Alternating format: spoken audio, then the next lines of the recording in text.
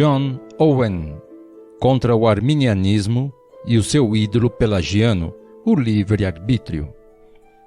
Capítulo 9. A morte de Cristo e a eficácia dos méritos dela. A soma dessas controvérsias sobre a morte de Cristo, com as quais os arminianos e seus cúmplices têm incomodado a Igreja, pode ser reduzida a 2 pontos. Em primeiro lugar, quanto ao objeto de seu mérito, ou por quem ele morreu. Em segundo lugar, quanto à eficácia e fim de sua morte, ou o que ele alcançou, adquiriu, mereceu e obteve para aqueles por quem ele morreu. Para resolverem o primeiro ponto, os arminianos afirmam que ele morreu por todos e cada um. Em relação ao segundo, eles afirmam que Cristo não morreu por nenhum homem em absoluto, conforme o sentido em que os cristãos têm crido até agora, a saber, que Cristo deu a vida e se sujeitou a suportar o peso da ira de seu Pai por causa deles. Parece-me um esvaziamento estranho do mérito de Cristo ensinar que nenhum bem em absoluto redundou de sua morte para muitos daqueles por quem ele morreu. Que participação no benefício de seu sofrimento Faraó ou Judas tiveram? Neste exato momento e por toda a eternidade, eles não sentem e sentirão o peso e o fardo de seus próprios pecados? Se eles não tiverem qualquer graça neste mundo ou glória no mundo vindouro, eles devem ser considerados como possuindo alguma participação na morte de nosso Salvador? Os cristãos até agora têm crido que Cristo consumou a expiação dos pecados daqueles por quem ele morreu e que, portanto, tais pessoas não sofrerão eternamente por esses mesmos pecados. Será que Deus é injusto a ponto de punir 2 vezes pela mesma culpa? O seu próprio Filho já foi punido uma vez, e os pobres pecadores devem padecer outra vez? Eu não posso conceber que Deus intencionasse que Cristo satisfizesse a justiça dele pelos pecados dos que já estavam no inferno há alguns milhares de anos, e ainda assim permanecer decidido a prosseguir com a punição deles por toda a eternidade. Não, sem dúvida, Cristo dá a vida a cada um daqueles por quem ele entregou a sua própria vida. Ele não perde nenhum daqueles que ele comprou com seu sangue. A primeira parte dessa controvérsia pode ser tratada sob estas 2 questões. Em primeiro lugar, se Deus, ao dar o seu Filho, e se Cristo, ao fazer de sua alma um resgate pelo pecado, intencionavam, por meio disso, resgatar de seus pecados a todos e cada um dos homens, de forma que todos e cada um igualmente, desde o princípio do mundo até o último dia, devam ser igualmente participantes dos frutos da paixão e da morte de Jesus Cristo. Esse propósito do Pai e do Filho em relação a todos e cada um dos pecadores pode ser frustrado? Em segundo lugar, se Deus não tinha a intenção certa e infalível de reunir para si um povo eleito, de congregar uma igreja dos primogênitos, de salvar o seu pequeno rebanho e de trazer alguns infalivelmente para a felicidade por meio da morte de seu Filho único, então, o que ele consumou por meio da morte de seu Filho Jesus Cristo? A segunda parte também pode ser reduzida a estes 2 assuntos. Em primeiro lugar, se Cristo não fez uma satisfação plena por todos os pecados daqueles por quem ele morreu, e se ele não mereceu a glória ou bem-aventurança eterna, a qual deveria ser concedida a eles pelo cumprimento daquelas condições que Deus requer? Em segundo lugar, é nisso que propriamente reside a controvérsia e, portanto, é aqui que insistirei principalmente. Se Cristo não adquiriu para o seu próprio povo o poder de serem feitos filhos de Deus, se ele não mereceu e obteve para eles, a partir das mãos de Deus, a graça, a fé, a justiça e a santificação, pelas quais eles passam a ver e são capacitados infalivelmente a cumprirem as condições da nova aliança, mediante o que eles serão admitidos na glória?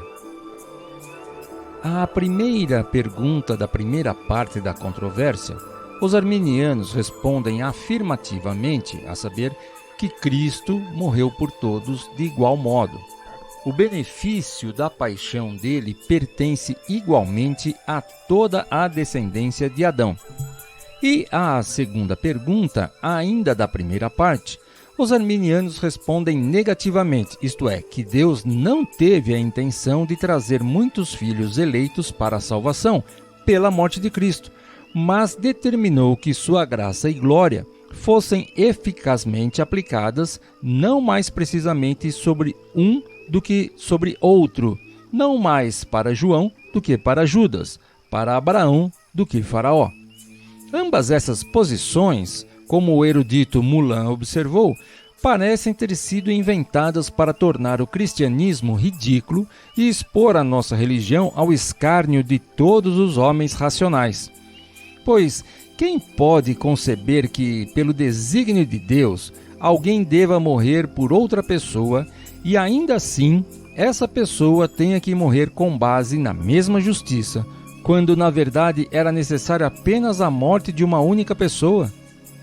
Como Cristo pode ter feito uma satisfação plena pelos pecados daqueles que devem sentir, eles próprios, eternamente o peso desses mesmos pecados?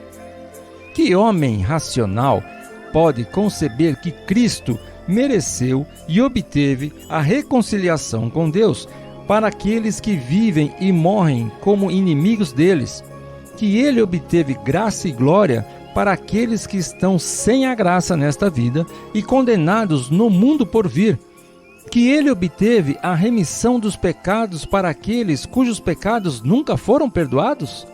Em resumo, se essas afirmações forem verdadeiras, então Cristo, pela sua morte, não nos reconcilia com Deus e nem realiza por meio de sua justiça uma satisfação pelas nossas iniquidades, nem nos redime dos nossos pecados e nem adquire um reino, uma herança eterna para nós, o que nenhum homem racional jamais admitirá. Espero também que nenhum cristão esteja disposto a afirmar isso. Ou então todos os absurdos anteriormente mencionados devem necessariamente ser admitidos. Nem nós podemos ser acusados de limitarmos o mérito de Cristo, pois nós proclamamos o real valor e dignidade dele, como será demonstrado a seguir, muito além de tudo o que os arminianos atribuem a ele. Confessamos que o sangue de Deus, Atos 20, 28, do Cordeiro Imaculado e Incontaminado, 1 Pedro 1,19, era tão extremamente precioso e que possuía tal infinita dignidade que ele poderia ter salvo milhares de mundos crentes. João 3,16, Romanos 3,22. Sua morte possuía dignidade suficiente para ter se tornado um resgate por todos os pecados de cada uma das pessoas do mundo. E sobre essa suficiência interna de sua morte e de sua paixão está fundamentada a universalidade das promessas evangélicas, que não têm tal restrição em sua própria natureza, como que elas não fossem feitas a todos e cada um, embora a promulgação e o conhecimento delas estejam vinculadas apenas à boa vontade da providência especial de Deus, Mateus 16, 17, bem como a economia e dispensação da nova aliança, a qual derrubou a parede de separação, aboliu a diferença entre judeus e gentios e deu todos os povos até os confins da terra como herança a Cristo. Em certo sentido, pode ser dito que Cristo morreu por todos e por todo o mundo. Em primeiro lugar, na medida em que a dignidade e o valor de sua morte foi plenamente suficiente para ter sido feita um preço de resgate por todos os seus pecados. Em segundo lugar, na medida em que a palavra todos é empregada no sentido de que alguns de todos os tipos, não cada um de todo tipo, como é frequentemente utilizado na Sagrada Escritura. Como, por exemplo, quando Jesus Cristo disse que, ao ser levantado, todos atrairei a mim. João 12, 32. Ou seja, crentes de todos os tipos de homens. Os apóstolos curaram todas as doenças ou algumas de todos os tipos. Isto é, eles não curaram cada doença em particular, contudo, não houve nenhum tipo de doença que fosse alheia ao seu poder de curar. De modo que, onde se diz que Cristo morreu por todos, isso significa, em primeiro lugar, ou todos os fiéis, ou, em segundo lugar, alguns de todos os tipos, e em terceiro lugar, não somente por judeus, mas também por gentio. Em segundo lugar, o conselho e a intenção do próprio Deus ao enviar o seu Filho ao mundo para morrer foi que, desse modo, ele pudesse confirmar e ratificar a nova aliança aos seus eleitos e comprar para eles todos os benefícios dessa aliança, a saber, a graça e a glória. Isso foi assim para que Cristo, por sua morte, pudesse trazer muitos, contudo alguns determinados, filhos à glória ao obter para eles, ou seja, toda a sua igreja, o que lhe foi dado por seu Pai, isto é, a reconciliação com Deus, a remissão dos pecados, a fé, a justiça, a santificação e a vida eterna. Esse é o fim para o qual eles devem ser levados e os meios pelos quais Deus os fará chegar a Ele. Cristo morreu para reunir os filhos de Deus que andavam dispersos e torná-los participantes da glória eterna, para que dê a vida eterna a todos quantos Deus lhe deu. João 17, 2. E nesse propósito, dele mesmo e de seu Pai, está fundamentada a intercessão de Cristo pelos seus eleitos, seu povo escolhido. A intercessão de Cristo é realizada em parte na terra, João 17, e em parte no céu, diante do trono da graça. A intercessão de Cristo consiste em uma apresentação de si mesmo e de seus méritos, acompanhada com as orações de sua mediação diante de Deus, de modo que ele tem o prazer de conceder e efetivamente aplicar os benefícios que ele adquiriu para aqueles todos por quem os obteve. A intercessão de Cristo no céu nada mais é do que uma oferta continuada de si mesmo. Assim, tudo o que Cristo pretendeu, mereceu ou obteve por sua morte e por sua paixão deve ser aplicado e concedido infalivelmente àqueles para quem ele obteve a intenção de obtê-lo. Ou então sua intercessão é vã e ele não é ouvido nas orações de sua mediação. Uma verdadeira reconciliação com Deus e a comunicação da graça e da glória devem ocorrer a todos aqueles que têm qualquer participação na justiça de Cristo, de modo a ser aceito por Deus para o seu bem. A única finalidade por que Cristo tão penosamente compraria aqueles benefícios é para que pudesse realmente aplicá-los aos seus eleitos, ao qual Deus propôs para a propiciação pela fé no seu sangue, para demonstrar a sua justiça pela remissão dos pecados dantes cometidos, sob a paciência de Deus, para a demonstração da sua justiça neste tempo presente, para que ele seja justo e justificador daquele que tem fé em Jesus. Romanos 3, 25 e 26. Mas essa não é a parte da controvérsia que eu principalmente intenciono. Darei a vocês apenas um breve resumo das razões que refutam a heresia deles nesse aspecto específico dela. Em primeiro lugar, em várias passagens da Escritura, a morte de Cristo é restrita ao seu povo, aos seus eleitos, à sua igreja e às suas ovelhas. Mateus 1, 21, João de 11 a 13, Atos 20, versículo 8, Efésios 5, 25, João 6, 51 e 52, Romanos 3, de 32 a 34, Hebreus 2, versículo 9, 14, Apocalipse 5, 9, Daniel 8, 26. Portanto, o bem que foi assim adquirido não deve ser estendido para os cães, os reprovados, e para aqueles que ficarão de fora. Em segundo lugar, por quem Cristo morreu? Ele morreu como fiador deles, no lugar e como substituto deles, para libertá-los da culpa e livrá-los da morte. Isso é declaradamente expresso em passagens como Romanos 5, 6 a 8. Porque Cristo, estando nós ainda fracos, morreu a seu tempo pelos ímpios, porque apenas alguém morrerá por um justo. Pois poderá ser que pelo bom alguém ouse morrer? Isso é declaradamente expresso em passagens como Romanos 5, 6 a 8.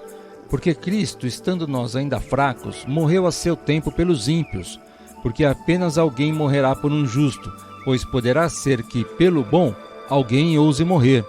Mas Deus prova o seu amor para conosco, em que Cristo morreu por nós, sendo nós ainda pecadores. Isaías 53, 5 e 6. Mas ele foi ferido por causa das nossas transgressões e moído por causa das nossas iniquidades. O castigo que nos traz a paz estava sobre ele, e pelas suas pisaduras fomos sarados. Gálatas 3, 13. Cristo nos resgatou da maldição da lei, fazendo-se maldição por nós. 2 Coríntios 5, 21. Àquele que não conheceu pecado, Deus o fez pecado por nós. Ele, evidentemente, se colocou em nosso lugar para que nele fôssemos feitos justiça de Deus. Dentre outras coisas, a Escritura deixa claro que morrer por outro é tomar o lugar e posição de outra pessoa com a intenção de que ela viva, segundo Samuel 18:33, Romanos 5.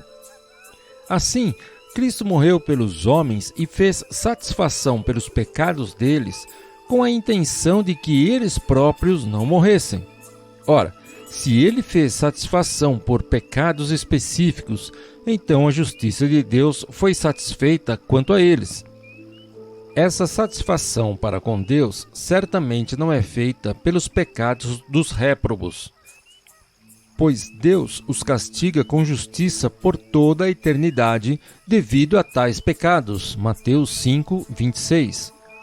Em terceiro lugar, Cristo morreu pelas mesmas pessoas por quem ele também ressuscitou. Cristo ressuscitou para interceder por aqueles por cujos pecados ele foi entregue e ressuscitou para a justificação deles. Romanos 4, 25 e 10. Jesus é um sumo sacerdote para interceder por eles no Santo dos Santos. Foi por eles que Cristo, por seu próprio sangue, entrou uma vez no santuário, havendo efetuado uma eterna redenção. Hebreus 9, 11 e 12. Esses dois atos de seu sacerdócio, por causa do pecado, a saber, sacrificar e orar, não devem ser separados, pois pertencem ao mesmo mediador. Nossa garantia de que ele é nosso advogado está fundamentada no fato que ele é a propiciação pelos nossos pecados. Ele é um advogado para cada um daqueles cujos pecados foram propiciados por seu sangue. 1 João 1, 1 e 2. Cristo, porém, não intercede nem ora por todos, como ele mesmo muitas vezes testifica em João 17. Ele intercede apenas por aqueles que por ele se chegam a Deus. Hebreus 7, 25. Ele não é um mediador daqueles que se perdem, não mais do que um advogado dos que falham nessas condições. Portanto, o benefício de morte de Cristo também deve ser limitado aos que, finalmente, são participantes tanto da propiciação quanto da intercessão dele.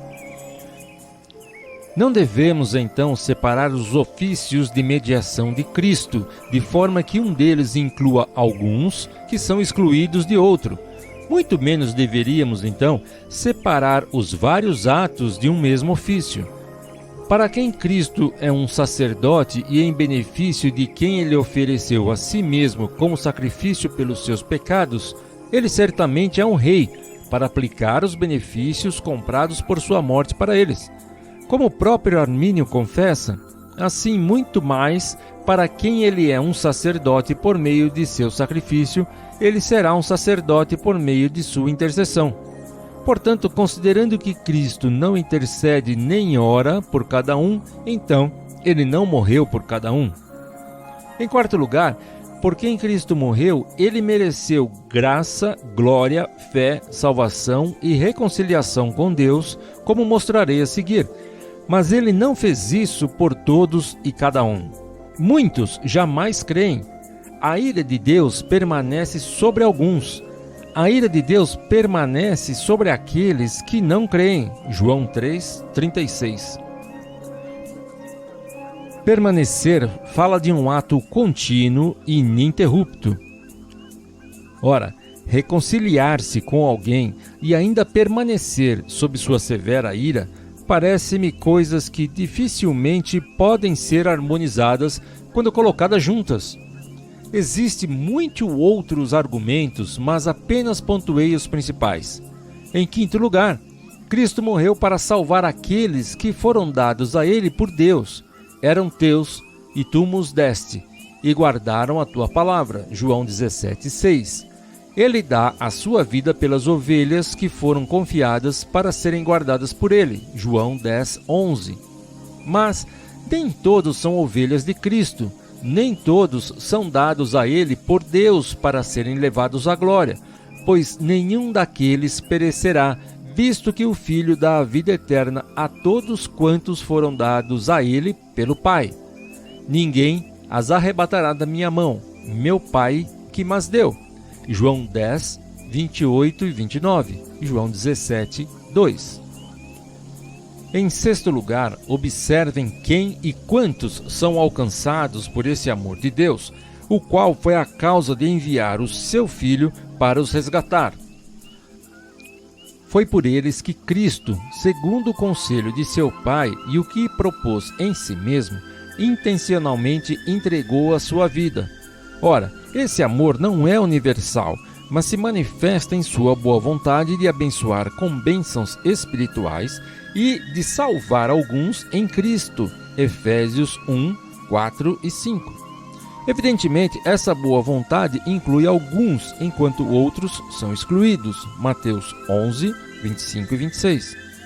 O amor de Deus manifestado em dar a Cristo por nós possui a mesma extensão daquela graça pela qual ele nos chama à fé, ou nos concede a fé, pois ele nos salvou e chamou com uma santa vocação, não segundo as nossas obras, mas segundo o seu próprio propósito e graça que nos foi dada em Cristo Jesus, antes dos tempos dos séculos, 2 Timóteo 1:9, o que, sem dúvida, não é universal e comum a todos. Inúmeras outras razões existem para provar isso. 1. Considerando que Deus deu a Cristo para ser o Redentor apenas dos eleitos, a quem somente ele amou. 2. Considerando que o Filho ama somente aqueles que lhe são dados por seu Pai e que resgata somente a quem ele ama. 3. E considerando que o Espírito Santo, o amor do Pai e do Filho, santifica a todos e somente aqueles que são eleitos e redimidos. Então, não nos cabe tomar uma liberdade absurda e ir contra o testemunho claro do próprio Cristo, a ponto de declarar que a salvação obtida por ele é devida àqueles que não são do grupo que o Pai amou e escolheu, nem daquela igreja a qual o Filho amou e por quem entregou a sua vida, nem são do número dos membros daquele corpo santificado, do qual Cristo é o cabeça e Salvador. Não insistirei mais nisso, pois essa não é a parte da controvérsia que desejo expor. Considerarei agora a principal questão dessa diferença, embora já tenha sido tratada por nossos teólogos, concernente ao que o nosso Salvador mereceu e adquiriu para aqueles por quem ele morreu.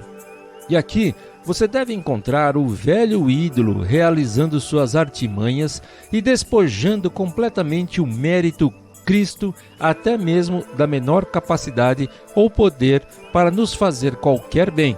Pois, embora os arminianos finjam muito enganosamente que Cristo morreu por todos os homens, contudo, na verdade, eles fazem com que ele não tenha morrido realmente por absolutamente nenhum homem. Os arminianos fazem isso ao negarem a operação eficaz de sua morte e atribuírem a aplicação da paixão de Cristo aos maravilhosos esforços de sua própria divindade pelagiana. Nós, segundo as Escrituras, cremos claramente que Cristo, por sua justiça, mereceu para nós a graça e a glória, que somos abençoados com todas as bênçãos espirituais nele, através dele e por ele, de modo que ele é feito para nós justiça, santificação e redenção, que ele adquiriu para nós e que Deus, por causa dele, nos concede toda a graça que nesta vida nos faz diferir dos outros e também toda a glória que esperamos no porvir. Ele obteve para nós a remissão de todos os nossos pecados, uma verdadeira reconciliação com Deus, fé e obediência. Essa doutrina é tão poderosa a ponto de atingir o próprio coração do ídolo arminiano, o livre-arbítrio, e o tornar totalmente inútil, como um pedaço de madeira. O que resta para o ídolo fazer, se todas as coisas nessa grande obra da salvação devem ser, portanto, atribuídas a Cristo e ao mérito da morte dele? Por isso, os adoradores desse grande Deus, o livre-arbítrio, empregam seus artifícios para se oporem ao que foi mencionado acima e clamam contra o direito e os méritos de Cristo quanto a essas bênçãos espirituais em nome de sua deidade imaginária. Ora, pelo fato de que disputamos perante o Rei do Céu por uma coisa que possui uma denominação dupla, cada parte produzindo sua evidência, a primeira que surge a partir do favor de Deus para conosco e a segunda que surge a partir da obra real da graça divina em nós, lidarei com cada parte separadamente. Farei isso especialmente porque reivindicamos duplamente que as coisas deste último tipo, os dons, como os chamamos, os quais nos habilitam a cumprir a condição necessária para a obtenção da glória, vêm até nós da parte de Deus como sua origem. Em primeiro lugar, à medida que a morte de Cristo é a causa meritória da obtenção dos dons da parte de Deus. Em segundo lugar, à medida que a livre graça divina é a causa eficiente desses dons operarem em nós. Tais dons também produzem em nós um direito duplo, o qual os arminianos gostariam de atribuir ao seu amado livre-arbítrio como o único agente a causar esses efeitos. Em primeiro lugar, em relação a eles serem os nossos próprios atos realizados em nós e por nós. Em segundo lugar, à medida que eles são partes de nosso dever, os quais somos chamados a cumprir. Assim, a discussão ocorre diretamente entre os méritos de Cristo e os méritos de nosso próprio livre-arbítrio no que diz respeito à obtenção do favor de Deus, bem como da graça e da justiça. Vejamos o que eles dizem quanto ao primeiro. Eles afirmam que o efeito imediato e próprio, ou a finalidade da paixão e morte de Cristo, não é uma real oblação pelo pecado dos homens e nem uma remissão real das iniquidades, justificação e redenção de uma alma. Ou seja, a morte de Cristo não é a causa meritória da remissão de nossos pecados, da redenção e da justificação. Quanto à causa meritória da justificação, da forma como é realizada em nós, confessamos que existem outras causas de outros tipos, posto que a fé é o instrumento à medida que o Espírito Santo a torna eficaz. Mas em relação à única causa meritória que obteve essas bênçãos espirituais, nós sempre a consideramos ser a justiça e a morte de Cristo, crendo plenamente que o fim pelo qual Cristo morreu, bem como o fruto de seus sofrimentos, foi a nossa reconciliação com Deus, a redenção de nossos pecados e a libertação da maldição, da ira de Deus e do poder do inferno. Embora não venhamos a ser realmente participantes dessas coisas e a receber essa paz de consciência que vem por meio delas até que o Espírito Santo intervenha e opere a fé em nós. Mas, se não é assim, então perguntamos: o que é obtido por meio da morte de Cristo? Ora, uma reconciliação condicional potencial que não é real e nem absoluta, diz Corvinus. Porém, pelo fato de que a expressão reconciliação potencial é algo novo, que nunca foi sugerida na Escritura e dificilmente é inteligível em si, queremos uma explicação mais detalhada sobre o que eles pensam a esse respeito, para podermos saber o que eles atribuem diretamente aos méritos de Cristo. Pelo que eles nos dizem, o fruto da morte de Cristo foi uma solicitação ou obtenção de reconciliação com Deus e de uma redenção ao nosso favor, de modo que Deus agora, após ter sua justiça satisfeita e não estando obrigado ao contrário, pode conceder a remissão dos pecados aos homens pecadores sob a condição que aprouver a ele. Ou, como eles afirmam sobre isso em outra citação, o derramamento do sangue de Cristo obteve o direito de um mundo ser reconciliado com Deus e inaugurou um novo e gracioso tratamento para com os homens. O Deus da graça novamente abriu a porta para todos os homens mediante a lei do arrependimento e da verdadeira fé em Cristo. Ora, ao passo que todas as passagens da Escritura afirmam que Cristo morreu para o nosso bem, para obter bênçãos para nós, para comprar a nossa paz e para adquirir e merecer para nós os benefícios contidos na promessa da aliança, então essa opinião parece restringir a finalidade e o fruto da morte de Cristo à obtenção de um poder e liberdade que possibilitasse a Deus nos prescrever uma condição pela qual possamos ser salvos. Entretanto, pode ser que pelo menos Cristo tenha obtido de Deus em nosso favor que ele estabelecesse a fé em Cristo como a condição de nossa salvação e que também concedesse essa fé a nós? Não, nem uma coisa nem outra.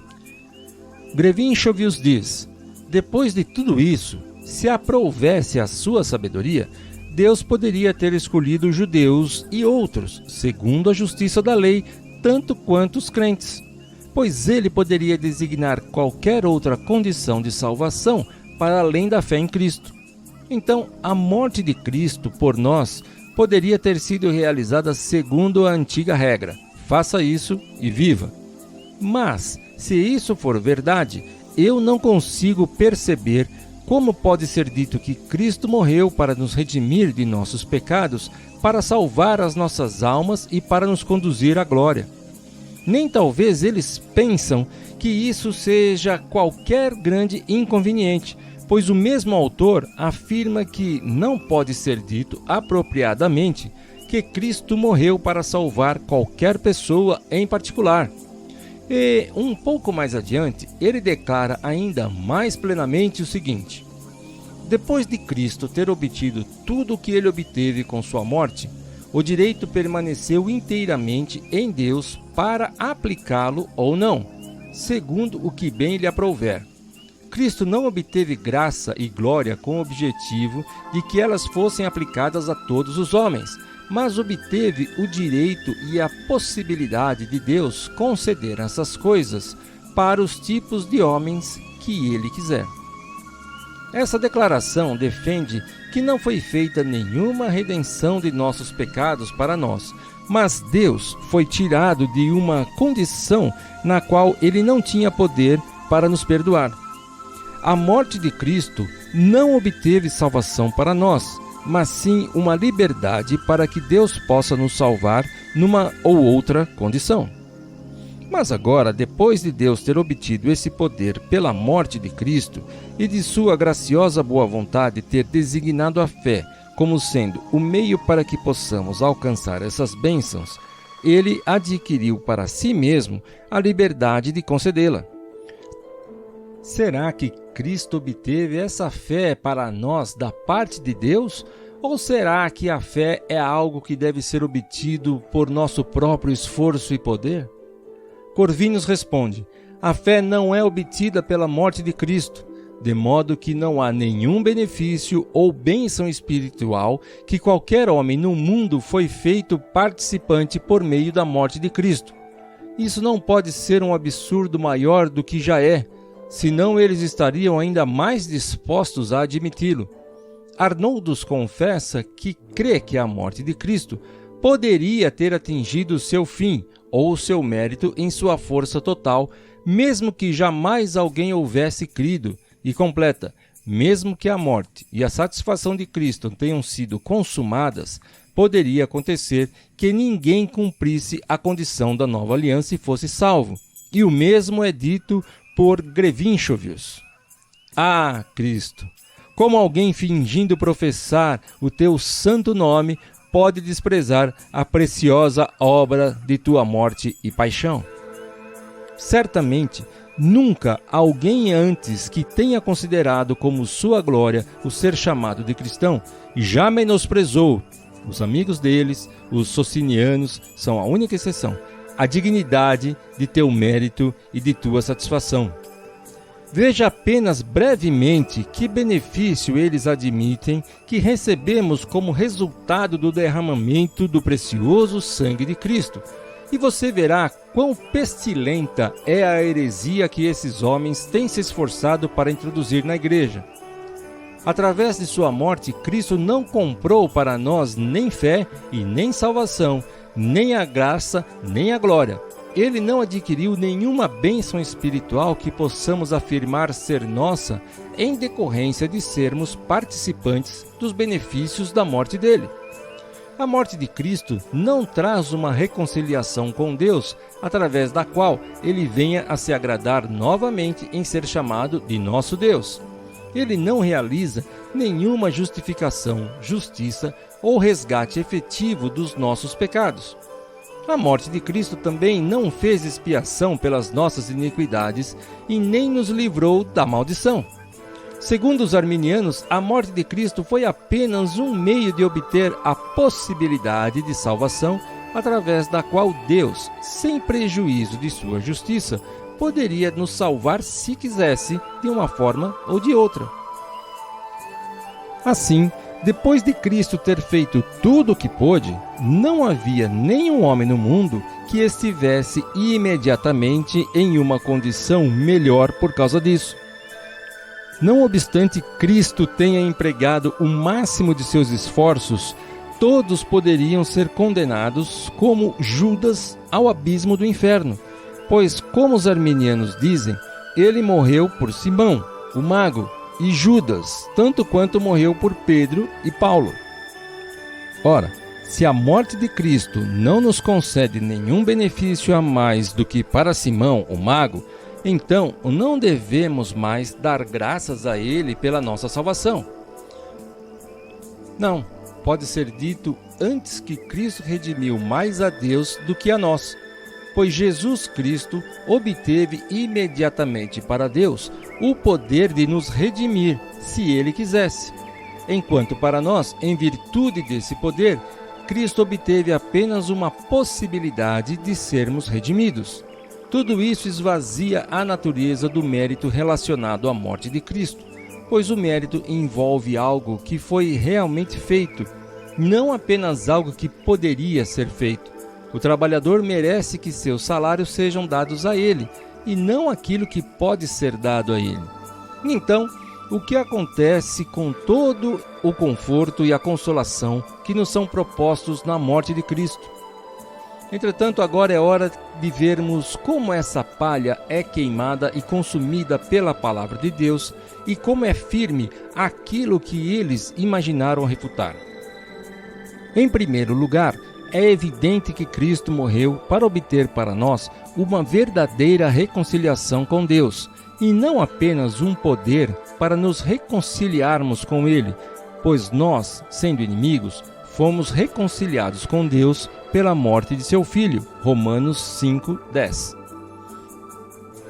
Nós desfrutamos de uma reconciliação real com Deus pela morte de Cristo, pela qual ele se agrada em ser chamado de nosso Deus, enquanto ainda somos inimigos, sem a intervenção de qualquer condição requerida de nossa parte, embora a doçura, o conforto e o conhecimento dessa reconciliação não sejam desfrutados por nossas almas antes de crermos nele.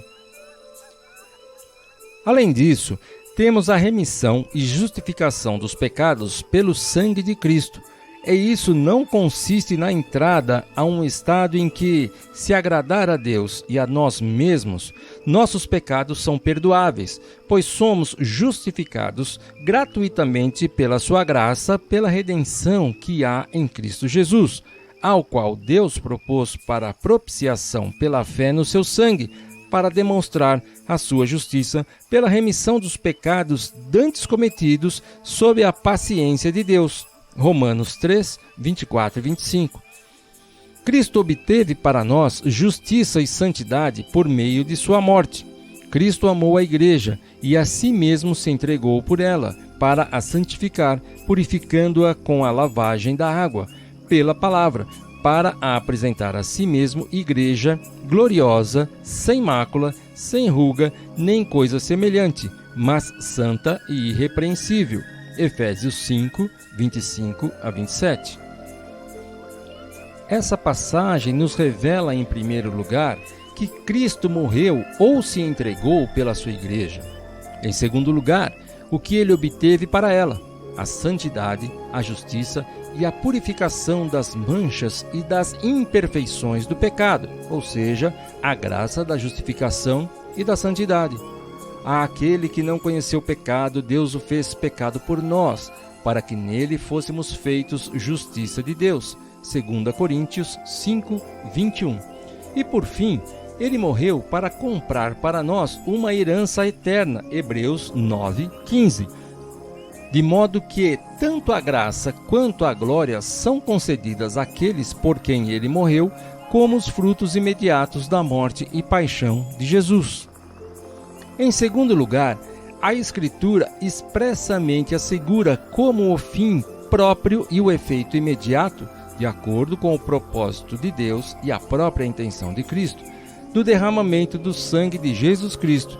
E você verá que ele pretendia, por meio disso, retirar os pecados de muitos, fazer da sua alma uma expiação pelo pecado, para que ele pudesse ver a sua posteridade, e que por meio disso o bom prazer do Senhor prosperasse na mão dele. Isaías 53, 10. Cristo derramou seu sangue em resgate de muitos, para tirar os pecados de muitos. Hebreus 9, 28 e Mateus 20, 28. De modo que ele levou em seu corpo os nossos pecados sobre o madeiro, para que, mortos para os pecados, pudéssemos viver para a justiça. 1 Pedro 2,24, para que nele fôssemos feitos justiça de Deus, 2 Coríntios 5,21, e assim fôssemos reconciliados com ele, 2 Coríntios 5,19. Cristo derramou seu sangue para nos reconciliar com Deus no corpo da sua carne pela morte, para que pudéssemos ser santos, irrepreensíveis e inculpáveis, Colossenses 1, 21 e 22, para a purificação de nossos pecados, Hebreus 1, 3, e para efetuar uma redenção eterna, Hebreus 9, 12. Portanto, se Cristo, pela sua morte, obteve aquilo que intentou, então ele comprou para nós não apenas uma possibilidade de salvação, mas a santidade, a justiça, a reconciliação com Deus, a justificação, a libertação da culpa e do poder condenatório do pecado, a redenção eterna, a vida eterna e a glória no céu. Em terceiro lugar, eu apelo para a consciência de todos os cristãos. Em primeiro lugar, se eles não consideram que o próprio fundamento de toda a sua consolação seria prejudicado, se eles entendessem que aquelas passagens da Escritura que afirmam que Cristo morreu para tirar os nossos pecados, para nos reconciliar com Deus, para apagar ou remover as nossas transgressões, para nos lavar e regenerar, para nos salvar perfeitamente e para comprar para nós uma redenção eterna, pelo que Jesus Cristo se tornou para nós justiça, redenção e santificação, o Senhor, nossa justiça, e que nós nos tornamos a justiça de Deus nele, fossem ressignificadas para dizer que Cristo apenas fez algo, a partir do que essas coisas poderiam se tornar uma realidade ou não. Em segundo lugar, se eles acham que existe algo que prejudicará imediatamente o seu amor e que enfraquecerá a sua fé em Cristo, quando lhes é ensinado que Cristo não fez mais por eles do que por aqueles que são condenados ao inferno, que mesmo que estejam completamente seguros de que Cristo morreu por eles, ainda assim eles podem ser acusados e condenados? Que, embora seja dito que Deus os reconciliou consigo mesmo em Cristo, Colossenses 1, 19 e 20, ainda assim ele está tão verdadeiramente irado com eles como com quaisquer dos reprovados no mundo? Que Deus não nos ama primeiro, mas enquanto nós continuamos em estado de inimizade contra Ele, antes de nossa conversão, Ele permanece nosso inimigo também, de modo que o primeiro ato da amizade ou amor deve acontecer por nossa própria iniciativa, apesar da Escritura dizer, porque se nós, sendo inimigos, fomos reconciliados com Deus, Romanos 5:10. Em terceiro lugar, eles não têm considerado até aqui que eles mesmos são obrigados a crer que Cristo morreu pelos pecados deles e ressuscitou para a justificação deles? Eles acham que não é lícito orar para que Deus lhes conceda graça e glória por amor de Cristo? Eles não creem que Jesus Cristo foi o mediador de uma nova aliança e daqueles que são participantes dela, para os quais Ele concede todos os benefícios contidos na promessa dessa aliança? Eu não insistirei mais a respeito dessa prevaricação contra a religião cristã. Desejo apenas que todos os que amam a Jesus Cristo considerem seriamente se aqueles homens realmente visam a honra e proclamam a dignidade dos méritos dele, ou se não lutam antes para defender seus esforços próprios, visto que a única causa de negarem os efeitos gloriosos do sangue de Cristo é que possam se apropriar desse louvor para si mesmos, como veremos no próximo capítulo. Essas acusações nunca devem ser anuladas pela vaidade das distinções sofistas deles, como aquelas sobre a impetração e aplicação, a qual, embora possa ser recebida em um sentido ortodoxo, contudo, não naquele sentido, ou melhor, naquele absurdo pelo qual eles abusam disso, como se Cristo tivesse obtido para alguns o que nunca será transmitido a eles, que todas as bênçãos adquiridas pela morte de Jesus não pertencessem propriamente a ninguém, mas que são lançadas ao vento, de forma que eles poderão pegá-las ou não. Quando objetamos que, se assim for, toda a eficácia do mérito de Cristo está em nosso próprio poder, eles prontamente admitem isso e dizem que não poderia ser de outra forma. Deixem que aqueles que conseguem recebam essas monstruosidades no cristianismo. De minha parte, no que se refere às seguintes afirmações contraditórias, apegar-me-ei firmemente à autoridade da palavra de Deus, em vez das palavras de Jacó Armínios e de seus sectários. Somente a Escritura. Aquele que não conheceu o pecado, Deus o fez pecado por nós, para que nele fôssemos feitos justiça de Deus. 2 Coríntios 5, 21. Cristo amou a igreja e a si mesmo se entregou por ela, para apresentar a si mesmo igreja gloriosa, sem mácula, nem ruga, nem coisa semelhante, mas santa e irrepreensível. Efésios 5, 25 a 27. Livre-arbítrio. O efeito imediato da morte de Cristo não é a remissão dos pecados ou o efetivo resgate de qualquer um, Jacó Armínio. Cristo não morreu propriamente para salvar qualquer um, Nicholas Grevinchovius. Somente a Escritura. Isto é, Deus estava com Cristo reconciliando consigo o mundo. 2 Coríntios 5:19. Livre-arbítrio.